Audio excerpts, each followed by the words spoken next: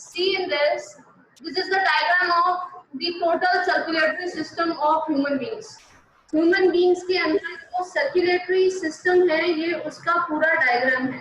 अगर डायग्राम को थोड़ा सा ध्यान से देखा जाए और अगर इस डायग्राम को थोड़ा सा समझे, if this is your heart, right, उस दिन मैंने ये हार्ट का डायग्राम बहुत बड़ा बनाया था स्क्रीन पे. आज हमारे पास ये एक हार्ट का डायग्राम है. इस हार्ट के डायग्राम को again if I label it on my with my right hand it will be the left side, with my left hand it will be the right side. So it will be your left atrium, this will be your left ventricle, this will be your right atrium, this will be your right ventricle. इसके बीच में ये जो दो spaces हैं, these two spaces are showing the valves. If I label this particular valve as V1 and if I label this particular valve as V2. Now, if you see this diagram, I have made some, this is the heart, इसके ऊपर lungs और नीचे body के tissues यानी कि body organs या body cells, whatever you can say. Now ध्यान से थोड़ा सा देखो तो क्योंकि ये लेफ्ट वाला है तो हमें याद है कि लेफ्ट में हमेशा ऑक्सीजनेटेड ब्लड आता है और डी आर के अकॉर्डिंग राइट में डी ऑक्सीजनेटेड ब्लड आता है. अब अगर यहाँ पर आओ, सबसे पहले ये जो ऑक्सीजनेटेड ब्लड है फ्रॉम द एट्रियम में आया हुआ ऑक्सीजनेटेड ब्लड, ये ऑक्सीजनेटेड ब्लड आ रहा है, यहाँ ये डी ऑक्सीजनेटेड ब्लड. लंग्स से ऊपर से स्टार्ट करें अगर हम, तो लंग्स में ब्लड प्योर हुआ यानी ऑक्सीजनेटेड हुआ. That oxygenated blood will come to the left atrium, वो लेफ्ट एट्रियम में आया. एट्रियम कॉन्ट्रैक्ट हुआ, एट्रियम के कॉन्ट्रैक्ट होते ही वॉल्व के थ्रू ब्लड सारा इसमें चला गया, ब्लड नीचे आ गया इनटू द वेंट्रिकल. वेंट्रिकल जब कॉन्ट्रैक्ट हुआ ये वॉल्व बंद हो गया और वेंट्रिकल से होता हुआ ये प्योर ब्लड ऑक्सीजनेटेड ब्लड हमारी बॉडी के टिश्यूज में गया. बॉडी के टिश्यूज ने ऑक्सीजन ले ली, यहाँ से ऑक्सीजन इसने ले ली और इसने कार्बन डाइऑक्साइड इस ब्लड में मिला दी. Now my blood which was oxygenated this side, यहाँ आके इधर ये ब्लड डीऑक्सीजनेटेड हो गया. यहाँ पर ब्लड डीऑक्सीजनेटेड हो गया क्योंकि इसके अंदर कार्बन डाइऑक्साइड ज्यादा था. ये डीऑक्सीजनेटेड ब्लड इस बॉडी से निकला और ये गया into the right atrium. Right atrium में इसने एंट्री करी, यहाँ से वेन्स ने इसको कलेक्ट किया और वेन्स के थ्रू, वेन्स हमारे अंदर से सेल से गंदा वाला ब्लड लेकर डीऑक्सीजनेटेड ब्लड लेके हार्ट को देती हैं. I have explained. तो वेन्स ने ये डीऑक्सीजनेटेड ब्लड लिया, लेने के बाद ये राइट एट्रियम में चला गया. राइट एट्रियम कॉन्ट्रैक्ट हुआ, वॉल्व के थ्रू ये राइट वेंट्रिकल में चला गया. जब ये राइट वेंट्रिकल में चला गया तो राइट वेंट्रिकल कॉन्ट्रैक्ट हुआ और जैसे ही ये राइट वेंट्रिकल कॉन्ट्रैक्ट हुआ ये वॉल्व बंद हो गया. इस वॉल्व के बंद होने के बाद यहाँ से वेंट्रिकल से, क्योंकि ये ब्लड डीऑक्सीजनेटेड है, इम्प्योर है, तो डेफिनेटली इसको जाना है into the lungs for purification. तो यहाँ से ये ब्लड निकला and it will go into the lungs for the purification. तो ये पूरा सिस्टम है मेरा. ऑक्सीजनेटेड एंड डीऑक्सीजनेटेड ब्लड दो बार हार्ट से निकला, एक बार जब यहाँ से आ रहा है एक बार और दूसरी बार इस साइड आया. दो बार में ब्लड जा रहा है क्योंकि हमारा हार्ट दो पार्ट में है, इधर इधर, और दोनों में ब्लड आ रहा है, एक बार इधर और एक बार इधर, फिर वापस आ रहा है तो भी इधर और यहाँ से भी. तो इस तरीके से ये जो डायग्राम है, it is showing, voice is not clear, it is showing the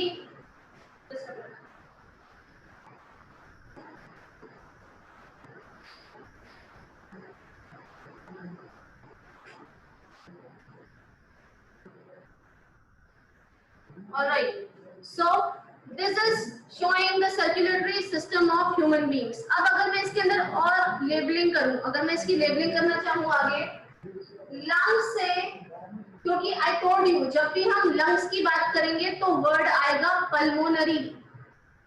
oxygenated blood lung से जो आ रहा है, इट इज, क्योंकि ये साफ वाला ब्लड है पर क्योंकि पल्मोनरी है तो it will be your pulmonary vein.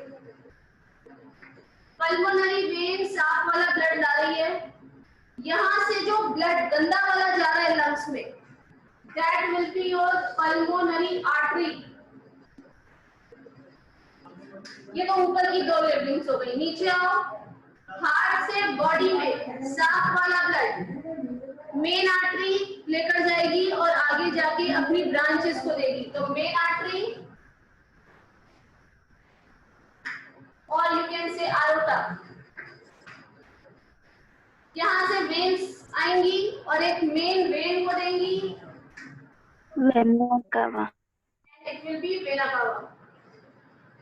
अब क्योंकि इसमें 2 बार ब्लड निकल रहा है, दैट इज व्हाई पूरी बॉडी में जब ब्लड सर्कुलेशन के टाइम पे ब्लड 2 बार मेरे हार्ट से निकला है, इसीलिए we call this system as double circulation. और इस सर्कुलेशन के 2 पार्ट हैं। वो कौन से 2 पार्ट हैं? अगर ऊपर वाला हिस्सा देखो, लंग और हार्ट, और इसमें क्योंकि पल्मोनरी आर्टरी और पल्मोनरी वेन इन्वॉल्व है तो इसीलिए इस टाइप के सर्कुलेशन को, यानी कि वो वाला सर्कुलेशन जिसके अंदर हार्ट से इम्प्योर ब्लड, हार्ट से डीऑक्सीजनेटेड ब्लड लंग में जा रहा है फॉर प्योरिफिकेशन, और प्योर वाला ब्लड लंग में आ रहा है, प्योर वाला ब्लड लंग्स से आ रहा है इनटू द हार्ट। ये ऊपर वाला जो सिस्टम है, आधा diagram upper half, this is known as pulmonary circulation. क्योंकि इसमें पल्मोनरी आर्टरी, पल्मोनरी वेन है तो उससे याद रखना है, इट इज पल्मोनरी सर्कुलेशन। और if you come to the bottom part, नीचे वाला, यानी कि हार्ट से साफ वाला blood into the body tissues, body tissues से डीऑक्सीजनेटेड वाला ब्लड इनटू द हार्ट, इसमें जो आपका दिस ये वाला जो सर्कुलेशन है, it is known as systemic circulation, SYSTEM, system IC, systemic circulation. Okay, तो if I say double circulation, 2 bar circulate हो रहा है, और 2 सर्कुलेशन वो कौन कौन से हैं? एक है पल्मोनरी सर्कुलेशन जिसमें कि लंग्स इन्वॉल्व है, और दूसरा है सिस्टेमिक सर्कुलेशन जिसके अंदर हार्ट और बॉडी टिश्यूज इन्वॉल्व है। अब क्योंकि ये बीच में जो है, दिस इज सेप्टम, हार्ट का डायग्राम जो हमने बनाया था दिस वाज सेप्टम। इस सेप्टम में आधा राइट वाला हिस्सा ये रहा, लेफ्ट वाला हिस्सा ये रहा, और दोनों के दोनों कैसे काम कर रहे हैं? एक पंप की तरह काम कर रहे हैं, इंडिपेंडेंटली पंप की तरह काम करते हैं, जिसमें कॉन्ट्रैक्शन रिलैक्सेशन लगातार होता रहता है, और हमारा हार्ट बिना रुके लगातार काम करता है, because it is made up of one type of muscles called dash muscles, fill in the blank। बताइए हमारा हार्ट कौन सी मसल से बना है जिससे वो दिन रात काम करता रहता है? involuntary muscles, No, cardiac muscles, muscular valves, it is made up of cardiac muscles। हमारे हार्ट की कुछ मसल्स हैं क्योंकि कार्डियक वर्ड ही हार्ट से रिलेटेड है। ओके, तो heart is made up of cardiac muscles due to which it works continuously 24 hours in 7 days। अब इसके बाद अगर आगे देखो तो जरा थोड़ा सा ध्यान से देखो, यहाँ से जो वेंट्रिकल से ऑक्सीजनेटेड ब्लड निकल रहा है, ये ऑक्सीजनेटेड ब्लड यहाँ ऐसे मेरी बॉडी से अगर समझो तो मेरी बॉडी के हार्ट में से जब ये वेंट्रिकल से ऑक्सीजनेटेड ब्लड निकला, जब लेफ्ट वेंट्रिकल से ऑक्सीजनेटेड ब्लड निकला, ऐसे में इस हार्ट से निकला हुआ ब्लड मेरी पूरी बॉडी में फैलना है, मेरी पूरी बॉडी के अंदर जाना है इसमें। यानी कि यहाँ से पूरी बॉडी में कब जाएगा मेरा ब्लड? जब ये बहुत तेज प्रेशर से निकलेगा, यानी कि जब मैं किसी चीज पे बहुत तेज प्रेशर लगाऊंगी तो उसकी स्पीड भी बहुत तेज होगी और वो बहुत तेज जाएगा। जैसे एक बॉल जितनी तेज किक करोगे उतनी दूर तक जाएगी और उसी स्पीड में जाएगी। ओके, सेम डायरेक्शन, मैंने बॉल को जिस डायरेक्शन में मैं तेज प्रेशर से किक करूंगी, कोई चांसेस नहीं है कि उसके डायरेक्शन रिवर्स हो जाए, और साथ ही साथ वो जाएगी भी बहुत दूर तक। तो इसीलिए क्योंकि बहुत तेज प्रेशर के साथ मेरे वेंट्रिकल से ब्लड को निकलना होता है ताकि वो पूरी बॉडी में जा सके, इसीलिए वेंट्रिकल्स की जो वॉल्स हैं, जो उसकी दीवारें हैं वेंट्रिकल की, they are thick walls. Ventricle की वॉल्स हमेशा थिक होती हैं, मोटी होती हैं। मोटी क्यों होती है? They are, the walls of ventricle are thick because the blood has to reach various cells of the body, various tissues of the body with a very high pressure, बहुत हाई प्रेशर के साथ वो निकलता है, इसीलिए उसकी walls बहुत thick होती है हमारे वेंट्रिकल की। जबकि एट्रियम के अंदर ऐसा कुछ नहीं है, कहीं नहीं भेजना ब्लड को, केवल अगर भेजना भी सिर्फ कलेक्ट करना है, तो कलेक्ट करने के लिए एट्रियम की वॉल्स थिन है क्योंकि प्रेशर इज नॉट रिक्वायर्ड, बस उसके अंदर कलेक्शन हो रहा है। एक बाल्टी के अंदर मैं पानी भर रही हूँ, जब मैं बाल्टी में पानी भर रही हूँ तो बाल्टी के अंदर कितनी भी पतली मोटी है डजंट मैटर, लेकिन जहां से पानी पाइप में आ रहा है उस साइड से पानी बहुत तेज आना चाहिए ताकि पाइप से होता हुआ पानी मेरी बकेट में आ जाए।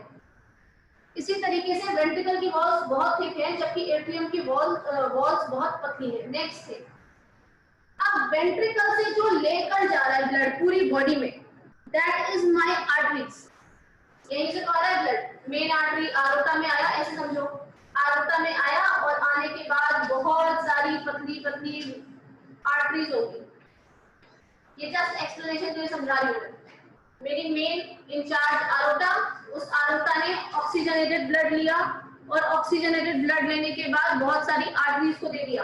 अब इन आर्टरीज को भी बहुत जल्दी जल्दी, बहुत हाई प्रेशर से जब इसमें ब्लड आ रहा है, बहुत तेज छोड़ा गया है एकदम, तो डेफिनेटली अगर ये आर्टरीज बहुत पतली होंगी तो मेरी बॉडी में प्रॉब्लम ये हो जाएगी कि मेरी बॉडी से यहाँ से ब्लड आया और यहाँ आया आर्टरीज के अंदर।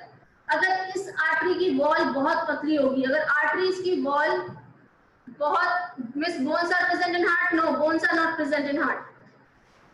अगर मेरी आर्टरीज की वॉल्स बहुत पतली होंगी तो क्या हो सकता है? वो क्रैक हो सकती है, ठीक है, या हो सकता है उसके अंदर कुछ प्रॉब्लम हो जाए, स्ट्रेचेबल ना रहे।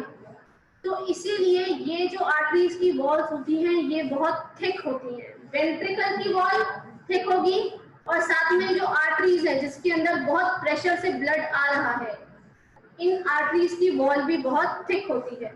जबकि अगर मैं वेन्स की बात करूं, यहाँ से वेन्स निकल रही हैं बहुत सारी, वो वेन्स आपस में जाके मिल रही है, तो वेन्स के अंदर तो मुझे नहीं चाहिए प्रेशर क्योंकि कलेक्ट हो रहा है बस ब्लड, तो वेन्स की वॉल्स पतली होती हैं, आर्टरीज की थिक, वेन्स की पतली। अब देखो दूसरी चीज, वेन्स के अंदर ब्लड बहुत प्रेशर से नहीं जाता, अगर बहुत हाई प्रेशर से जाता तो फटाफट घूम के यहाँ आ जाता, लेकिन अब क्योंकि ब्लड की स्पीड थोड़ी कम है तो चांसेस ये हो सकते हैं कि ब्लड वापस आने की कोशिश करे। कोई चीज धीरे धीरे जा रही है, पानी अगर जितना तेज जाएगा बहता हुआ वो वापस नहीं आ सकता, लेकिन अगर पानी धीरे धीरे जा रहा है तो हो सकता है आगे पीछे होता रहे। तो ये जो बैक फ्लो ऑफ ब्लड है, यानी कि ब्लड का वेन्स में से कहीं ऐसा ना हो जाना इधर है लेकिन स्पीड स्लो होने की वजह से वो ब्लड वापस आने की कोशिश करे।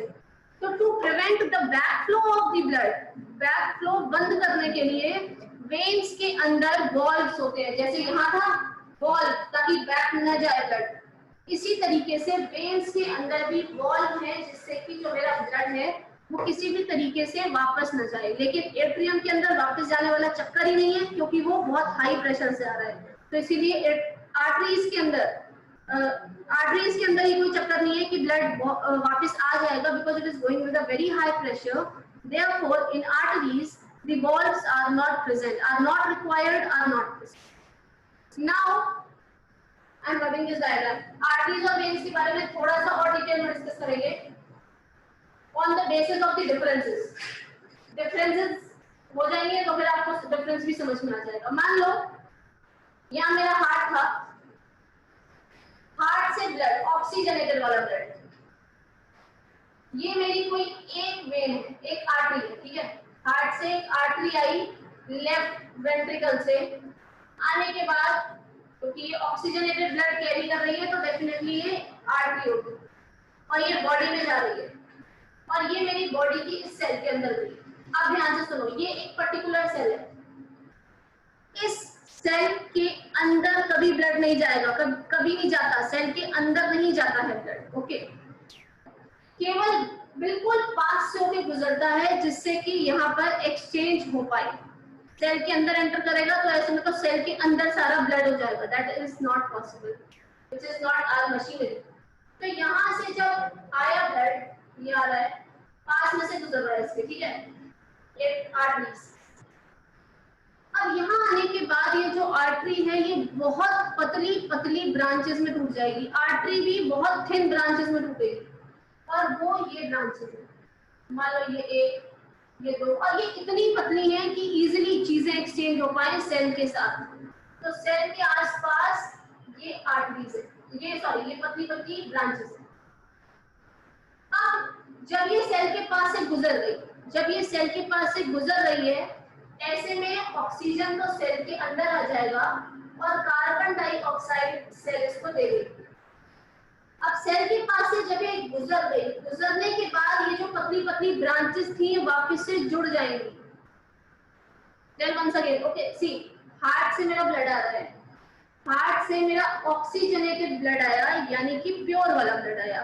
प्योर हमेशा लेफ्ट में होता है और बाहर निकल रहा है तो वेंट्रिकल से ही बाहर निकलेगा, एट्रियम में तो आता है। जब वेंट्रिकल से ब्लड बाहर निकला, बाहर निकलने के बाद ये आर्टरी जिसकी वॉल बहुत मोटी है, जिसके अंदर वॉल्व्स नहीं है, जो ऑक्सीजनेटेड प्योर ब्लड कैरी कर रही है, वो वाली आर्टरी पूरे रास्ते से ट्रेवल करती हुई जा रही है। अब ये जब यहाँ आई, जब ये सेल तक पहुंची मेरी, इस सेल के पास एक आर्टरी बहुत पतली पतली ब्रांचेस में, क्योंकि आई टोल्ड यू कि इनकी वॉल्स बहुत मोटी है, अगर इनकी वॉल मोटी है तो एक्सचेंज बड़ा मुश्किल हो जाएगा, इसीलिए ये बहुत पतली पतली आगे जाके ब्रांचेस में, जब तक ये ब्लड यहाँ तक पहुंचेगा प्रेशर कंपैरेटिवली थोड़ा स्लो हो जाएगा। स्लो होने के बाद ये इन सपोज 3 ब्रांचेस हैं, इसके अंदर वो ब्लड गया। जब ये ब्लड इस सेल के पास से गुजरा, ऑक्सीजन सेल के अंदर आ गई, कार्बन डाइऑक्साइड इसमें चली गई, और अब मेरा ब्लड जो है वो ऑक्सीजनेटेड से डीऑक्सीजनेटेड हो चुका है। मेरा ब्लड ऑक्सीजनेटेड से डीऑक्सीजनेटेड हो गया। होने के बाद ये तीनों ब्रांचेस अब सेल को क्रॉस कर चुकी हैं, तो ये वापस से जुड़ जाएंगे, and when they will combine they will form another vessel. And अब क्योंकि यहाँ पर ऑक्सीजनेटेड ब्लड था, यहाँ से डीऑक्सीजनेटेड ब्लड जा रहा है, तो now this is a when. अब ये क्या है, ये एक वेन है। तो आई कैन से ये जो पतली पतली थिन ब्रांचेस आपको दिख रही हैं, थिन ब्लड वेसल्स दिख रही हैं, these are the type of blood vessels only, इनको हम कहते हैं capillaries. Capillaries, okay, these are known as capillaries. So I can say capillaries are very thin blood vessels which combine या which connect arteries and veins. Artery और when को connect करने के लिए you are having these capillaries. और इन capillaries से blood, जब इन capillaries के अंदर क्या हो रहा है, एक्सचेंज हो रहा है ब्लड का, सॉरी एक्सचेंज हो रहा है कार्बन डाइऑक्साइड और ऑक्सीजन का सेल के पास आके, तो ये बिल्कुल इसके पास से निकलेंगे, और निकलने के बाद आर्टरीज को वेन से कनेक्ट करने का काम ये वाली कैपिलरीज करती है हमारी बॉडी के अंदर। अब इसके बाद ओके फाइन,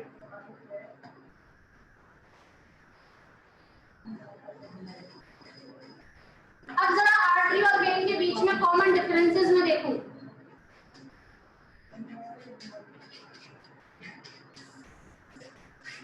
पहला डिफरेंस बताइए भाई, एक डिफरेंस बताइए आर्टरी और वेन के बीच में, इतना बड़ा लेक्चर हो गया। Miss, arteries carries oxygen and veins carries carbon dioxide. और we can say not pure, क्योंकि आप सिंपल ऐसे लिख सकते हो, not oxygen carbon dioxide, you can write arteries carry oxygenated blood whereas veins carry deoxygenated blood. Okay, next difference. Ma'am, arteries have thick wall and elastic walls. Yes. Veins have thin walls. Okay, veins have thin walls क्योंकि जरूरत नहीं है ज्यादा thick की, जबकि arteries are having thick and elastic. Elastic word बोला इसने, elastic का मतलब होता है flexible. बलून को, अगर बलून की शेप फिक्स हो तो मैं उसके अंदर पानी भरूंगी तो वो एक ही बार में बर्स्ट हो जाएगा। उसकी शेप फिक्स नहीं है, मैं जितना पानी भरती जाऊं वो फैलता जाएगा। इसी तरीके से जो इसकी वॉल्स हैं वो भी इलास्टिक है, ताकि एकदम से ब्रेक ना हो जाए, हार्ड नहीं है, इजीली स्ट्रेचेबल है, you can say elastic walls. Next difference, Miss, valves are present veins in have arteries. valves to हाँ बताओ। veins Ma'am, have valves arteries do to not have prevent the veins. backflow of Veins have Fine. Veins have wall. Veins do not have walls. Sorry, veins have walls. ma'am veins Veins के अंदर walls हैं, जबकि arteries do not have walls. Next. Miss, blood flows with a force in Ma'am, arteries arteries are known as Yes. distributing and blood vessels and very veins slow are known without as any force. collective vessels. Wait. शीतल बताओ. Blood flows with a force in arteries. Blood flow is very slow and without any force in veins. Arteries, the blood flow at a very high speed, whereas in veins the blood flows with a comparatively slower speed. इसके comparison में slow speed से बहता है blood veins के अंदर. Yes, Supriya. Next. Supriya. Arteries, yes, miss. Arteries are called as distributing vessels and veins are known as collecting vessels. Arteries are known as distributing vessels क्योंकि ये distribute कर रही हैं पूरी body को blood, जबकि veins are known as collecting vessels क्योंकि ये blood को collect कर रही हैं पूरी body से. Any other difference? Anyone? Did the blood flow in capillaries and what is capillaries made up of? Does it also contain impure blood in it?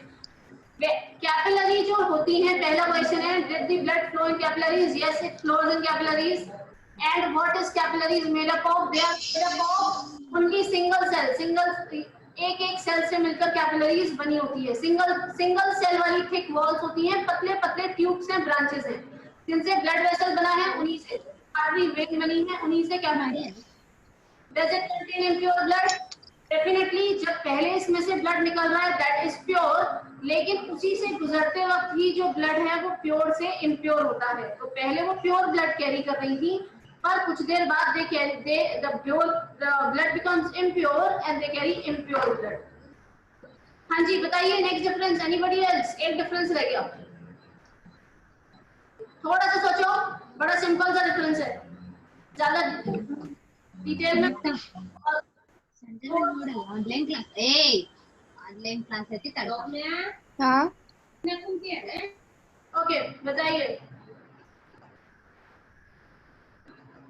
नहीं पता, चलो नेक्स्ट डिफरेंस. एक लास्ट डिफरेंस बता रही हूँ. आर्टरीज. हाँ बताओ साक्षी. Yes. Miss, carry blood away from the heart to various parts of the body. Artery, miss, and vein carry blood towards the heart from the various parts of the body. Arteries carry blood from the heart to different body parts, different body tissues, organs, whereas veins carry blood from the body tissues towards the heart. So now you can write the differences between arteries and veins. Come to the next thing.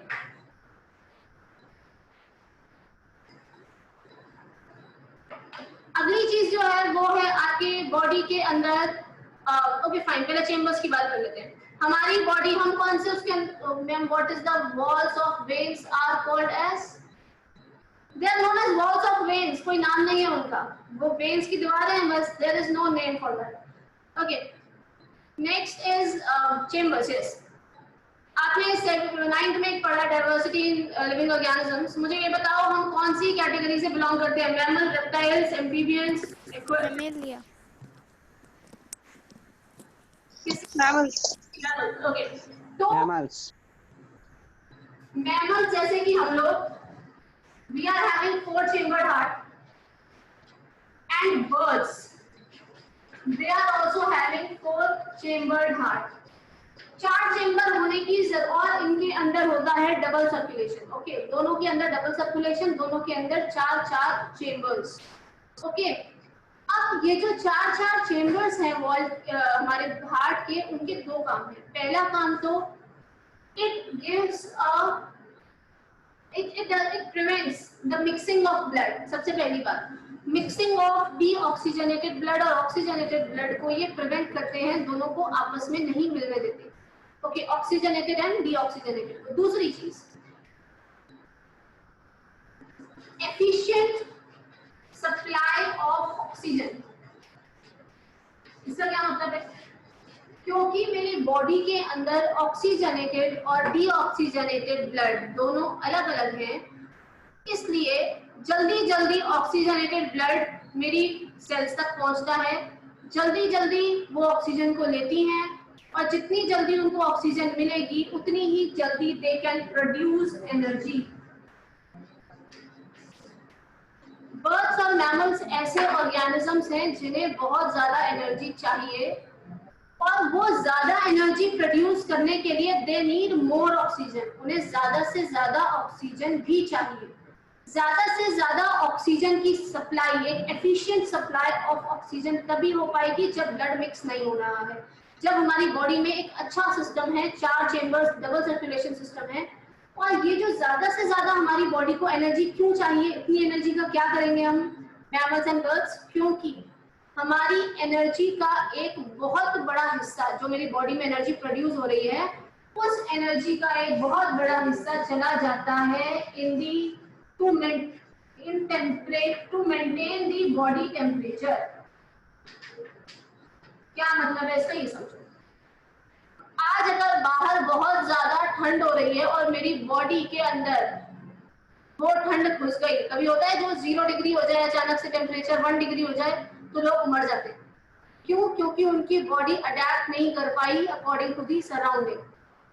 तो जैसे जैसे बाहर का temperature change होगा, अगर बाहर के temperature के अकॉर्डिंग मेरी बॉडी का टेम्परेचर चेंज हो गया, बाहर 45 है, मेरी बॉडी के अंदर 45 डिग्री, सोचो क्या हालत होगी। 37 degree is the normal temperature, मेरी बॉडी में 45 पहुंच गया और ज्यादा बढ़ गया, 46 पहुंच गया, तो मेरी बॉडी का ब्लड हल्का हल्का सा गर्म होने लगेगा, बॉयल होना शुरू हो जाएगा जरा जरा सा, which is it will lead to the death of the person।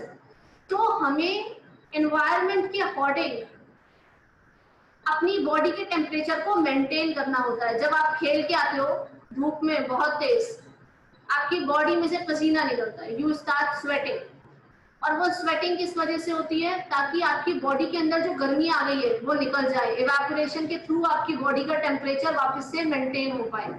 तो ये बॉडी के टेम्परेचर को मेंटेन करना हमारी बॉडी के लिए बहुत जरूरी है। हमें पता है 37 डिग्री अगर हमारी बॉडी का टेम्परेचर रहना है तो बाहर कितनी भी ठंड हो हमारी बॉडी उसके अकॉर्डिंग टेम्परेचर को सेम कर लेती है। ओके, मतलब टेम्परेचर को हमारी बॉडी का मेंटेन कर लेती है। बाहर बहुत ज्यादा ठंड है तो भी हमारी बॉडी टेम्परेचर को मेंटेन कर लेती है। हमारे बॉडी के टेम्परेचर को मेंटेन करने के लिए मेरी बॉडी को चाहिए बहुत सारी एनर्जी, बहुत सारी एनर्जी के लिए they need efficient supply of oxygen which is possible only when we are having a double circulation and a 4 chambered heart. इसके बाद if you talk about reptiles and amphibians, reptiles जैसे कि snake, amphibian जैसे कि example of amphibian frog. Frog जैसे कि amphibian है। और दूसरा जो है reptile, they are having 3 chambered heart. 3 chamber होने की वजह से क्या होता है कि थोड़ा थोड़ा प्योर इम्प्योर मिक्स हो जाता है इनकी बॉडी में, बहुत ज्यादा एक्सटेंट पे नहीं, पर हाँ थोड़ा बहुत ब्लड इनके अंदर मिक्स हो जाता है। और ब्लड मिक्स होने की वजह से इनकी बॉडी में एनर्जी उतनी ज्यादा प्रोड्यूस नहीं हो पाती जितनी कि हमारी बॉडी में होती, लेस प्रोडक्शन ऑफ एनर्जी। अब लेस से इनके में कम होगी तो इन्हें कोई नुकसान नहीं होगा? नहीं होगा। क्यों नहीं होगा? क्योंकि इनकी बॉडी में टेम्परेचर सराउंडिंग के अकॉर्डिंग ही मेंटेन हो जाता है। बाहर ठंडा है तो इनकी बॉडी भी एकदम ठंडी हो जाएगी पर इन्हें कोई फर्क नहीं पड़ेगा, ये मरेंगे नहीं हमारी तरह। बाहर गर्मी है, इनकी बॉडी गर्म हो जाएगी पर ये भी नहीं मरेंगे। तो जितने भी रेप्टाइल्स और एम्फीबियंस, रेप्टाइल्स एंड एम्फीबियंस हैं, they are having 3 chambered heart which will lead to the less production of energy due to the mixing of pure and impure blood sometimes, but they can adapt themselves, या their body temperature is controlled by the surrounding temperature। इनकी body का जो temperature है वो surrounding temperature के through ही maintain होता है। Last is your fish.